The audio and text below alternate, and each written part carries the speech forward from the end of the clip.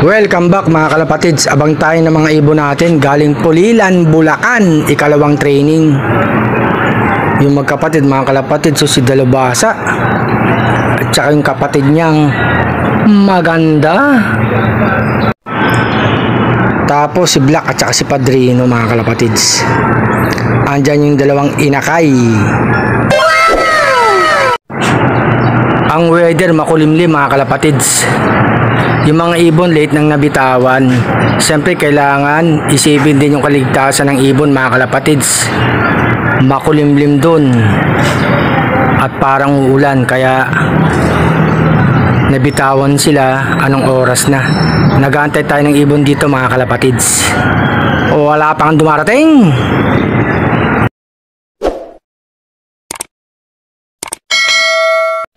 Ito nga si Arcelot mga kalapatids, nag-aantay ng ibon. Second training, Pulilan, Bulacan mga kalapatids. Sana makuha yung mga ibon natin tatlo. Ano tayong parating mga kalapatids?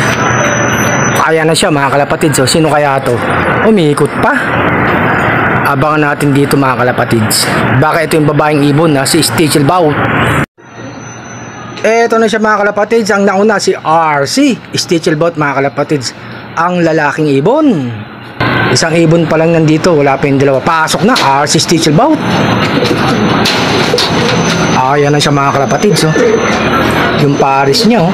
Tuwang-tuwa mga kalapatids. Eto nga mga kalapatids, may isa pang umuwi.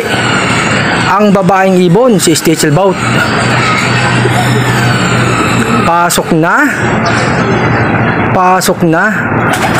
May isa pa mga kalapatids. Oh. Ewan ko yung isang ibon yan. Paikot-ikot dito mga kalapatids. Hindi ko alam kung isang ibon natin yan. Pag siya yan, kompleto na ibon natin mga kalapatids. Ay, rumoronda pa. Ayan mga kalapatids. Oh. Yun. Ibon ba kita? Pumasok na ang babaeng ibon mga kalapatids. Ayan na siya. Dumating na yung pangatlong ibon mga kalapatids. Ayan na mga kalapatids. Oh. Kompleto ng mga ibon natin. RC Stichelbaut, yung black at saka yung babaeng ibon mga kalapatids.